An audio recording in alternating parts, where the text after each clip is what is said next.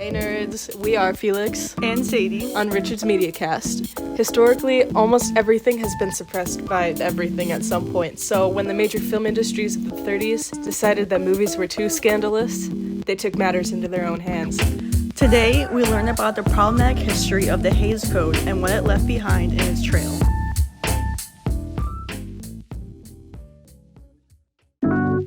This episode is sponsored by Illumination Entertainment. Have you ever been chilling on your phone and thought, I'd really like to watch a brain-meltingly dumb movie?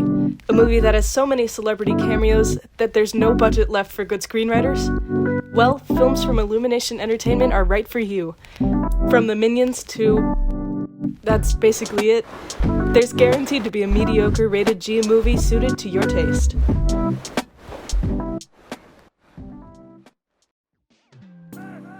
The Hays Code was founded on fear. It was an, think of the children fear that films before the 30s had become a threat to morality. Which, if they saw the stuff we made today, whew. Alright, here's some background.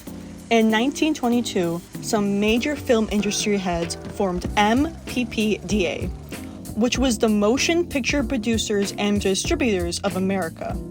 This company produced 70 to 80% of films at the time. Wow. So they nearly had a monopoly if it weren't for independent filmmakers. This group was founded by a fella named William Hays. Now his last name might sound familiar. He was an elder of the Presbyterian Church and a postmaster general of the Republican Party. So no wonder he was in charge of a moral code. In 1934, it was declared that no moral picture shall be produced which will lower the moral standards of those who see it. And things they thought would lower moral standards at the time included profanity, suggestive nudity, relationships between races, most violence, and sexual perversion, as well as venereal diseases, branding animals, disrespectful use of flags, ridicule of religion, surgical operations, and drug trafficking. The good guys had to win, the bad guys had to lose, and that was that. This was enforced by the PCA, the Production Code Administration. Every single Hollywood film had to be approved by the Catholics before release. Lord.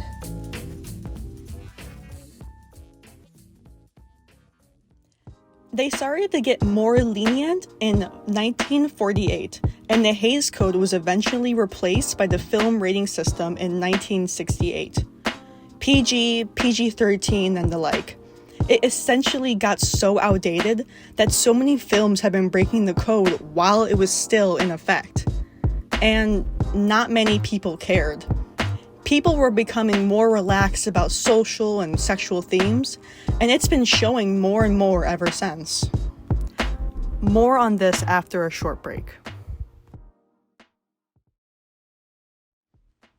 It's safe to say that it still has an effect on public opinion to this day. I can assume you've seen a children's movie where the villain is flamboyant, or the most marginally represented character gets killed off first. This is a direct reflection of the standards that the Hays Code set to censor anything that didn't represent family values, even if it was okay under the First Amendment. But some filmmakers knew how to work around this. For example, the 1927 film, Wings, should have broken the code for profanity, as well as the first gay kiss on the big screen, but ended up winning that year's Best Picture. In today's episode, we learned, or at least I hope you learned, what the Hays Code was and how it was used. We encourage viewers to be aware of Hollywood prejudice and think a little more critically than the Catholics when it comes to films. Thanks so much, again, to Illumination Entertainment for sponsoring today's podcast. We'll see you guys again later.